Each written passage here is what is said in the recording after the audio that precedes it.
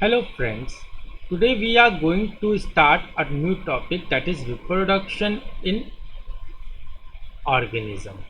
This is a very important topic for geology point of view. So what is actually a reproduction is? Reproduction is a process by which a, a parents on an organism give birth to a young one. That is the process of giving birth to young one. The reproduction is a process in which an organism produces a young ones. That is that this organism, that is when we go on a penguin, this penguin is an organism when it becomes adult. That is when it growth and development all takes place. When it becomes adult, it gives birth to young ones. Why reproduction is so important? What is the reason behind that? Because if reproduction is stopped, then the present organism which is present on this earth today is after some time get extinct. Because the reason behind that is the lifespan is very important. What is actually a lifespan is? It is the duration of time of from birth to the natural death of an organism. That is when our organism takes place in this earth, that is get birth. When it get birth, then after birth it takes growth will be take place. After growth there is some development will be occurred, that which we call an adult. After development is completed, then the organism is ready to give birth to young ones. This young ones is process is called reproduction, and after when certain time, when this organism becomes old, it get died. Okay, so from birth to death, these all five steps which is the part of the any organism is considered as a lifespan. So the duration of time spent to complete these five steps of by an organism, such duration time is called a lifespan. So reproduction is the process by which an organism takes place, give birth to young ones. Reproduction is important because the continuity of the new generation will be available on this earth, and the process of, if the process of the reproduction stops, then there is a most possible chances of the extinction, because there is no organism is mortal. Okay, that means every organism have a certain lifetime duration of their life. That is when an organism get birth on this earth, after some time, maybe in days or in years, the when it attain the age of old, that is when it become attain its old age, after maturity, adults, and then when it achieves the old age, then that organism get died. So after the death of that organism, if it cannot reproduce before the death, then that species is maybe get extinct from this universe. So to continuity of the life on this earth, the reproduction is a very essential process. The reproduction in on this earth takes place by two steps. One is asexual reproduction, another is sexual reproduction. Okay, now we are going to discuss about asexual and sexual reproduction. So first, before we get to know about the asexual and sexual, we have to discuss a little about a lifespan. As we have already told you, lifespan consider about the five basic steps of an organism, that is birth of an organism, growth of an organism, development of an organism, then reproduction, and finally death of an organism. So all these five steps will be takes us some time, and that time of is maybe in days, month, or year. This is only depend on the organism. That is, if you can look at this chart, the rice plant have a time duration of 3 to 7 months. That is, after the birth, it may alive on this earth minimally for 3 months and maximally for 7 months. After 7 months, it automatically get died. Similarly, a banyan tree has a lifespan of 400 plus years. A banana tree has a lifespan of 2 to 3 years. So you can consider this all organism, whether it is plant or animal, they have a different type of lifespan. These differences is due to of the differences in their pattern of living. So what is basically a lifespan? That is the birth of this. You can see in this diagram, that is the birth of this organism. Then there is a growth of the organism. Then there is a development indicates that the organism attain the stage of adultery, that is the organism become adult. When it becomes adult, then that organism is ready to reproduce a new offspring. After development and reproduction, then the organism attain a last stage, that is a old age. When its old age is over, and finally it get died. So you can see that from birth to the old age, these time of duration which an organism spend, such time of this duration is called a life span.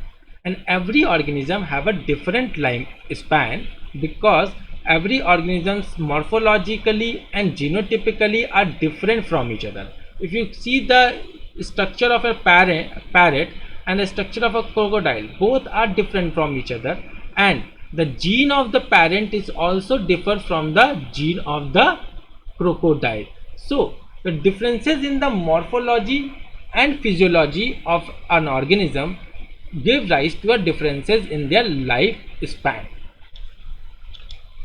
So now we start with the asexual reproduction.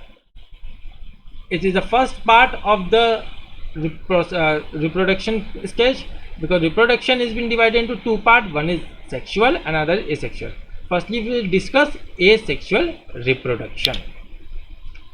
So what is asexual reproduction is? It is the production of offspring by single parent. That is, a single organism, whether it is male or female, it doesn't matter, it is ready to reproduce a new offspring. Okay, this new offspring which is produced by a single organism may be one or maybe two or many. That is, it is this asexual reproduction is seen in unicellular organism, simple plants and animals. That is, all the microbes, not all, there are some, most of the microbes which are unicellular prokaryotic or unicellular eukaryotic, they may reproduce a young ones through the process of asexual. There are some plants, especially those plants which does not give seeds, such plants, the part of the such plant is being used for another to give birth or to produce a new plant. So the part may be leaf, stems or any floral part which is been stick off and be considered for the production of a new. The best example for the simple plant, maybe you can say that a rose plant. In rose plant, we take a stem of the plant and used to produce a new plant. And there are some animals also which is being used through asexual reproduction. The most important among them is, if you go on the biological section, there are a lot of worms. Remember one thing, there are a lot of worms. Worms are the small insect like organisms which produce through asexually. So there are a lot of worms which produce asexually, but while these worms are not unicellular, they are mostly a multicellular. Even having a multicellular, they can produce a young one without their partners. Such the offsprings are identical to one another. That is, the parents and the offspring. Parent which gives birth to the young ones, that is offspring. The morphology and physiology, that is the structure of this offspring and the genetical makeup of this offspring is similar with their parents, and this similarity is 100% similarity. Okay, this is a very important point, that is asexual reproduction. If an organism is produced through asexual reproduction, then the genetic makeup and the phenotypic makeup of this organism are 100% similar with their parent. That is why we call such type of organism a clone of their parents. Okay, these type are called a clone. The best is the amoeba. If you go on the amoeba, you found that whatever the content present in the parents is found in the offspring also. The shape of the offspring is similar with the shape of their parents. The gene of the offspring is similar with the gene of their parents. That is 100% similarity is seen.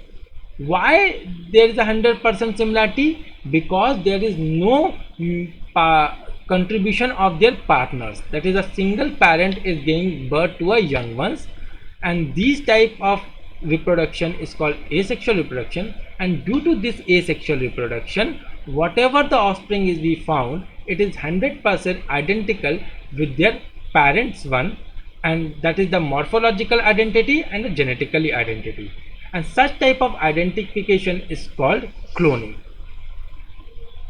Types of the asexual reproduction: there are three different types of asexual reproduction. One is fission, another is budding, and the third is vegetative propagation. First, fission is been further divided into two parts, that is binary fission and multiple fission. So we will start a fission. What is a fission is? In this, the parent's cell divides itself into two or more individuals. When a one parent divides into two or more individuals, such type of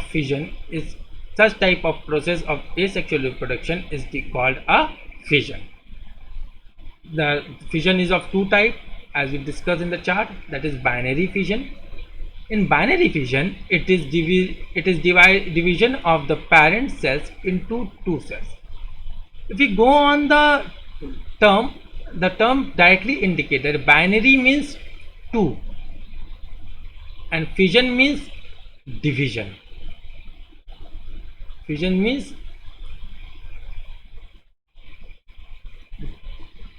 division. Binary means two and fission means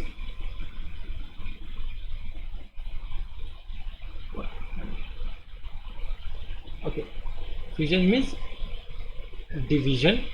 So when a single parent divides into its two equal daughter cells, such process is called binary fission. This case has been mostly seen in amoeba. Look at this diagram. In amoeba, this is a parent cell. What happened first? First, the cells it been converted into a round oval shape. Later, the nucleus of this cell is firstly divided and get aparted. One nucleus reach to the one part of the cell, another nucleus reach to the another part of this cell. When firstly the nucleus divides, later when the division of nucleus takes place completely, then the division of cytoplasm takes place. Then the cytoplasm is being further divided, and finally two small daughter cell is achieved with a separate nucleus. That is, the parents is divided into two equal halves of daughter cell, which means that the one parent cell divides itself into two daughter cells. That type of fission is called binary fission.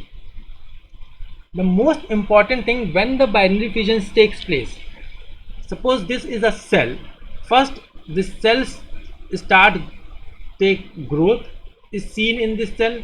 After growth, the development is seen. When a growth and development is completed, this cells becomes bulky and large.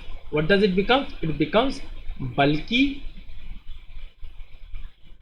and large. bulky and large.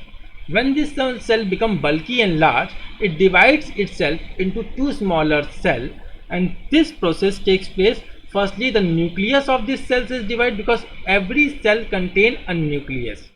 Each and every cells in this earth except blood cells, it contains a nucleus. This is a very important point for your remembrance, that all the cells which are present except blood cells have a nucleus. So when this cell is divided, then these cells contain only one nucleus. If the nucleus will not divide, then one cell contain a nucleus and another cell does not have a nucleus, and the cell without nucleus does not have a life. So firstly the nucleus is to be divided, and then the cell is to be divided. So the first, the process is called a karyokinesis, that is division of the nucleus, and later cytokinesis, that is division of the cytoplasm. So the amoeba, firstly the nucleus is divided and get apart, and later the cytoplasm is divided, and these two cells are get achieved. This process is called binary fission, that is one cell divided into two cells. The second is the multiple fission. What is multiple fission? When a single cell divides into more than two cells. That is, we can see in the case of Plasmodium. Plasmodium is the best example for multiple fission. Look at this. First, one cell divide into more cells. You can look that this is the one cell. Here first the nucleus is multiplied. Okay. When the nucleus is multiplied, then these cells get divided into more than one cells. That is, the single cells give birth to more than two organisms. Such division is called multiple. As from the name suggests, multiple means more than two, that is 3, 4, 5 and so on. That is, one cell is divided into more than two cells. Such division is called a multiple fission. Now next is the budding. What is the budding? In this, the bud appears and grows in the parent body. After maturation, it is detached and from the parent body to form a new offspring. So what is basically a budding is? Budding is basically the cell first form a bud. Bud means a small outgrowth is seen. A small type of outgrowth. When this outgrowth start growing and becomes large and bulky, then this outgrowth get detached from it and fallen on the ground. Okay, when this fallen on the ground, and after that it start the growth, another growth takes place, and when it attain the maturity period, then it again reproduce a bud. So the new offspring is formed by the external outgrowth occurred on this organism, and this organism, when the external outgrowth is found, this external outgrowth start growing on the attachment with the parent one. When this outgrowth becomes large and bulky, then after this outgrowth get detached from the parents and becomes a new offspring. Such type of process is called a budding. It is been seen in hydra, sponges and yeast.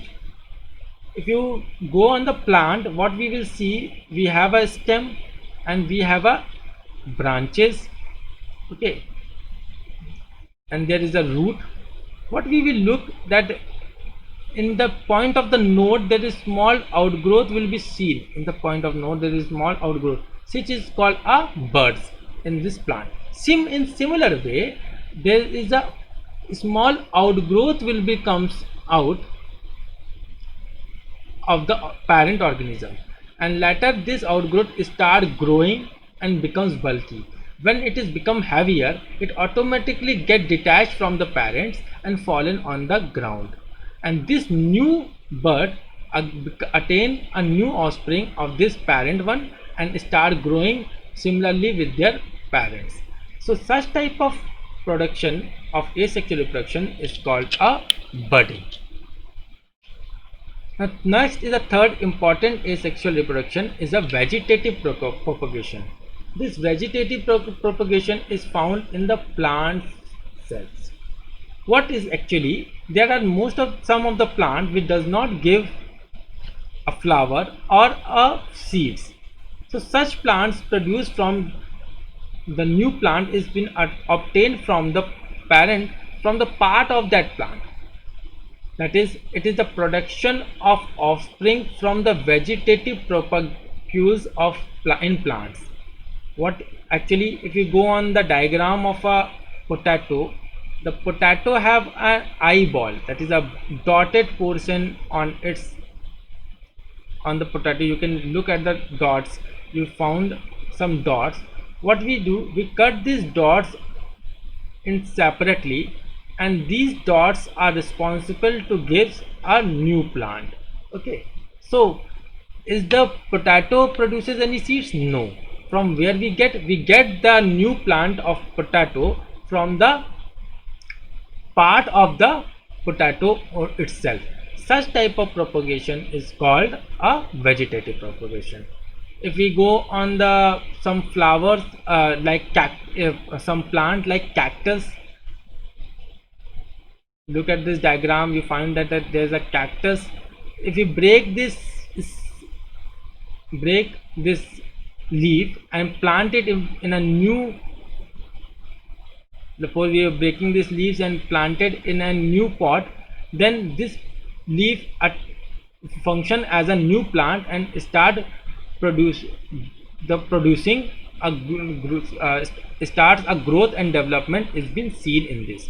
Such growth and development which gives rise is attained from the part of the parent plant. So when we produce a new offspring from the parent from the part of that plant, such process is called a vegetative propagation. The best example is the bulbs of potato tuber. That is, when you go on look at the potato, you found a dot which is called an eye. These eyes are responsible to produce a new plant. Similarly, in rhizomes of bananas and ginger, we keep this part. If you look at the rhizomes, we have a separate parts, scales like structures. We cut these scaly areas from top to bottom, and these scale areas are responsible to produce a new plant. Okay, so one part of the plant, one part of the fruits or leaves of the plant will be used to produce a multiple new plants by cutting the parts of that plant. So when we produce a new plant from the previous plant's part, maybe it's a bulb or it's a leaf, like in the case of cactus or a desert plant, such growth of a plant is called a asexual reproduction or a vegetative propagation. And other asexual reproduction is being juice sports, which is microscopic motile structure in some algae. Okay, like in the case of penicillin or in the case of sponges. So asexual reproduction is a common method in simple organisms like algae and fungi. During adverse conditions, they shift to sexual reproduction. So some organisms which are been using the process of asexual reproduction, but in a normal condition, if they have some abnormal condition, they mostly change their process of reproduction and shift it towards the sexual reproduction. Most of the asexual reproduction you find in the microbes, but in algae and fungi, these are the two types of microbes which follow the process of asexual as well as sexual reproduction, but the conditions are different. In asexual reproduction, if the conditions are normal, that is the atmospheric condition or their survival condition are normal, they mostly reproduce through asexual reproduction. But if their survival condition becomes abnormal, then what they use, they shift their process of reproduction to sexual reproduction. That is, they require the another partner which works as a female, and one partner works as a male and another partner works as a female, and both fuses together to produce a new offspring. Higher plants most produce asexually, vegetatively and sexually. Now most of the plants are produces both by sexually as well as some plants, that is higher plants, which does not have produce seeds, then such plant produces through asexual reproduction. If a higher plant produces seeds, then such plant produces sexual reproduction. Most of the animals shows sexual reproduction, but the technique which we get in today's life, that is we will study in biotechnology, there is a process of cloning in which a new offspring can be produced from a single parent, and the best example is the dolly. If you heard about a dolly sheep, dolly is a sheep. It is the first cloned animal. Okay, sheep is basically animal, and sheep can produce through naturally by sexual reproduction. But dolly, which has been produced through from a sheep, that is a asexual reproduction. That is a one cell of the sheep is being taken out and used in the lab to produce a new offspring. Such process is mostly considered as a cloning, and we will discuss this cloning in detail in biotechnology. But for general point of view, you must know that the animals can also be produced through asexually, but this is not a normal process. This is a laboratory process in which a cells or a tissue of an animal is being used to produce a new offspring. But this process is not normal. In normal process, asexual mode of reproduction is being seen in some organism, microbes like bacteria, in amoeba or yeast or fungi, or in some plants which does not give seeds like potatoes, rhizomes, or you can see that in the sugarcane plant also. Cane sugar does not, the stem of the cane sugar is being used to produce a new plants. But in animals, there are some animals which is being considered like worms, which is naturally they produce asexually, but artificially we can also use a tissue of the animals to produce our young ones without taking up tissue of the another partner. That is, we can produce artificially through asexual reproduction of an animal to produce a young one. Such process is called a cloning process. So finally, we end up this session through asexual reproduction. In the next session, we will continue with the sexual reproduction. Thank you very much.